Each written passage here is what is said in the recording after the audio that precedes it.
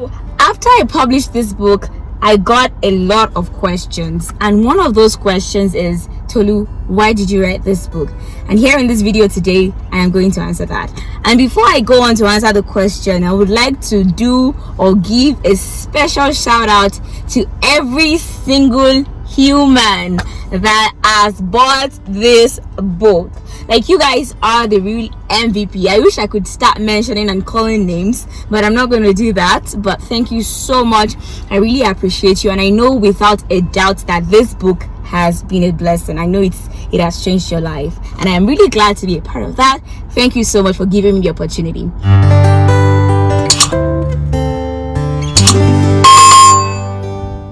Hello, you're welcome to my YouTube channel. Thank you so much for clicking on this video. I am really happy to see you here, and I am pleased to introduce myself to you as Tolu, and you can also call me TDF. And in today's video, as you can see from the title and the description, or from the description from the title, I am talking about why I wrote a book about sex. And here is the book we're talking about today.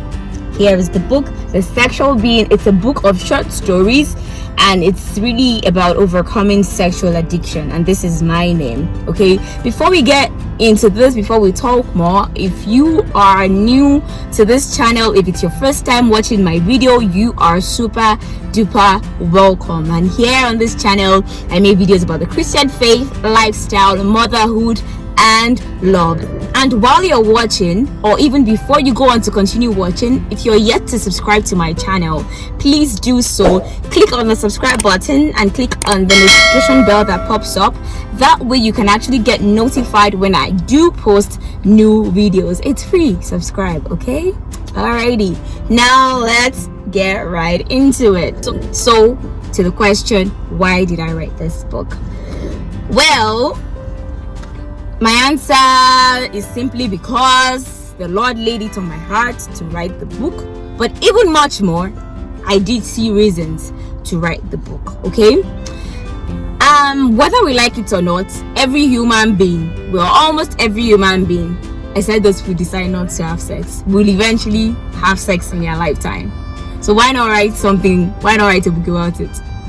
That's not my answer. But anyway, we all know that sex is an activity, or is something that a lot of human beings cannot do without. And unfortunately, it should not be, but unfortunately, people are doing it wrong.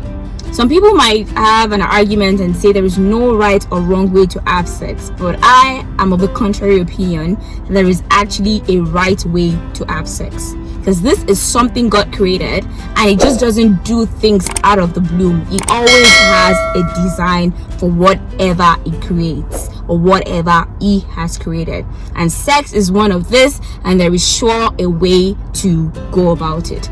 But again, unfortunately, in the world where we are today, there is so much moral decadence that sex is now something that you even see children as little as 6-year-old, 5 years old doing, and you're wondering what is going on. And that is because the devil knows very well that God has created this, and he is just looking for ways to disrupt the plan of God, which is not possible, but is looking for ways to make people not follow God, not do what God has commanded. And again, unfortunately, this does have consequences. Whether you agree with me or not, a lot of people are having sex, and even people, unmarried people now, and even people that you would never think of. If you saw them, you'd be like, wait, don't tell me this person is having sex. And it's true, they're having sex. But, you know, it's just really sad. It's just really sad. And I've written this book. If you read the back, I explained some of the reasons why I have written it, and I say that this book helps the reader address root causes of sexual immorality, overcome sexual addictions, succeed at godly relationships, and more. Again, as I said, sex is God's design, but then the devil has made people see it as something which isn't. And it's sincerely just really sad when you hear the stories of people, when you hear what people are going through because of sex. You'd be like, is this really really something that should be happening? Well, no, it should not be happening if you do it the way God wants you to do it. And that's why I have written the book. And the book is divided into 8 chapters. And I've written it in the way I have, as something with short stories, so that while you're reading the book, you would have the stories to relate back to. And I know for a fact that almost everyone that reads this book and is struggling with some sort of sexual immorality would find an answer. And the reason why I even put this title as Overcoming Sexual Addiction is because that is the main theme of the book. But then the book is not only for people who want to overcome sexual addiction. If you're just wanting to please God sexually, if you're just wanting to get sex done the right way, and you just want to know more, have the right idea about sex, something different from what the mainstream media is showing you, then this book is a go-to for you. Do you get? It's a go-to for you. And the reason why I've put Overcoming Sexual Addiction is not because that is the only thing the book is about. As I read to you guys earlier, it's not only about overcoming sexual addiction. I would have put overcoming sexual immorality, but the sad thing is that a lot of people in this generation don't even know what sexual immorality is. So that is why I have gone ahead in the book to explain what sexual immorality is, and then we talk about it more explicitly. But then for the sake of the cover of the book, it says overcoming sexual addiction, because that's the English people understand. The world has gotten so much to a stage where a lot of people don't even think something is immoral or not, and it's sad. But we cannot keep on letting it happen this way, because we know for a fact that this is not the plan of God. This is not the agenda of God. And as a matter of fact, God is not now going to come down by himself to put his plan in effect, but he is going to use men, women like me, like you, to make his plan on earth come true. Okay? And I've written this book to simply play my own part and tell you what exactly it is that God would have you do concerning your sexual life. And it is very important to note that I am not writing this book to judge anyone, as I wrote in the introduction. In fact, I'm going to go ahead and read the introduction for you guys. So in the introduction, I say a lot of people around the world, especially those who have once been addicted, understand the dangers of sexual activities such as masturbation and pornography. Whether these people are religious or non-religious, you would be impressed when they talk about the destructive nature of these acts. So, I am not writing this to judge Christians or to stop anyone from enjoying their freedom, in quotes. For a lot of people around the world, regardless of their religious belief or practices, struggle with these acts. And it is important to state that there is no freedom in this act. Instead, they make one a prisoner. Unfortunately, a lot of Christian singles and sadly married folks are imprisoned by this act, which the Bible refers to as sexual immorality. Whether we refuse to say it or not, this is becoming a plague. Sexual immorality is becoming a plague all around the world, across religions, across races, across age groups. It is becoming a plague. And in the book, I certainly share my experience of this as well, and the ways I came to overcome. And it is very important to also note this, that the book is not just there to say this is what is happening, this is what is going wrong, this is why you're doing this. But then I also say, now that we know this is what is happening, this is what is going on, this is why we're doing it, what is the solution? So the solution is prescribed in the book. And if you read up to the end, you actually do see that there is a barcode here where you can scan to go ahead. I'm not going to tell you what's going to happen when you scan the barcode, but when you get the book, scan the barcode, you're going to see what will happen next. Okay, so please, if you're yet to get a copy of this book, I'm trying as much as possible not to say too much about the book, because this is not a book review. I'm just saying why I wrote the book. But then if you really want to know more about it, please do get your copy. You can get it on Amazon. There is e-copies on Amazon, on Okada Books, and if you want the soft copy, I'm going to put all the links to where you can get them for you. I actually do sell out the soft copy, the hard copy by myself, because it's self-published and I have the copies. So if you want to order, you can place your order anywhere you are in the world. If you're in Nigeria, Germany, the UK, wherever you are, I got you covered. Okay, if you ask me about why people engage in sexual activities outside of marriage, my answer to that would be that a lot of people do not know what is obtainable.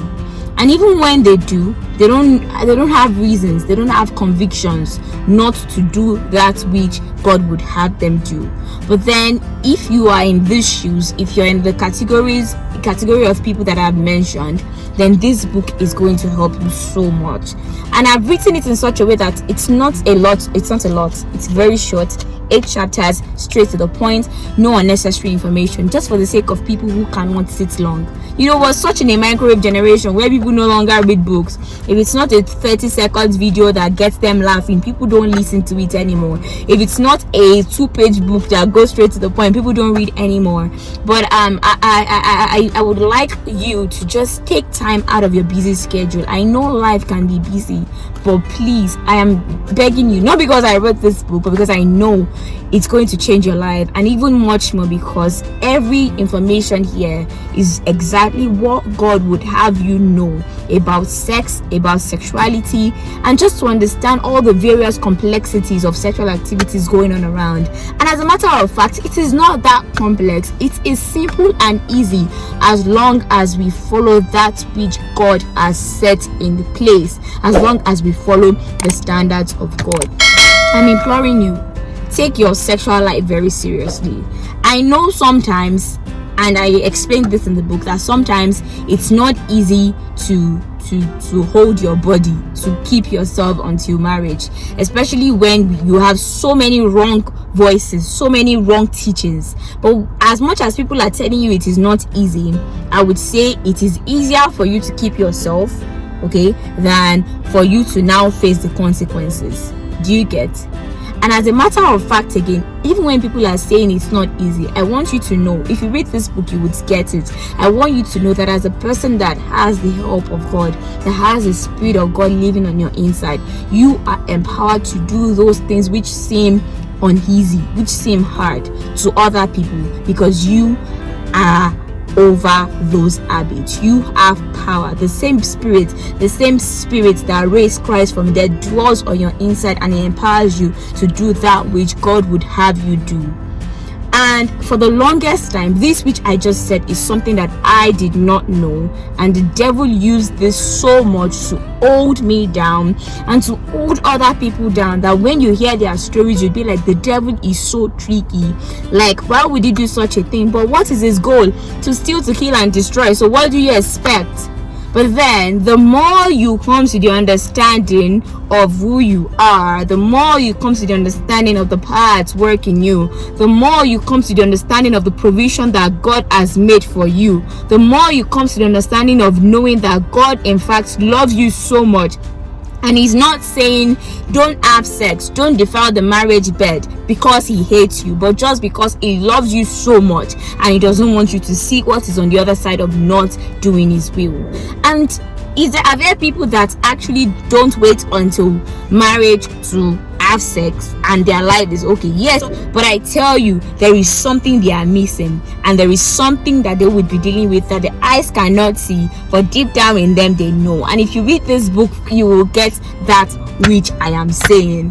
I feel like I'm saying too much, but it's just really here in my heart, and I would like everybody, I would like every youth, I would like every young person, whether you're married, whether you're not married, I would like every person to know the information in this book, not only for yourself but then for the sake of other people, so that when you see people have questions, you're not feeding them from Hollywood, you're not feeding them from Bollywood, you're not feeding them from Nollywood, but you're feeding them from that which the word of God says. Because at the end of the day, that is the only thing that can help them.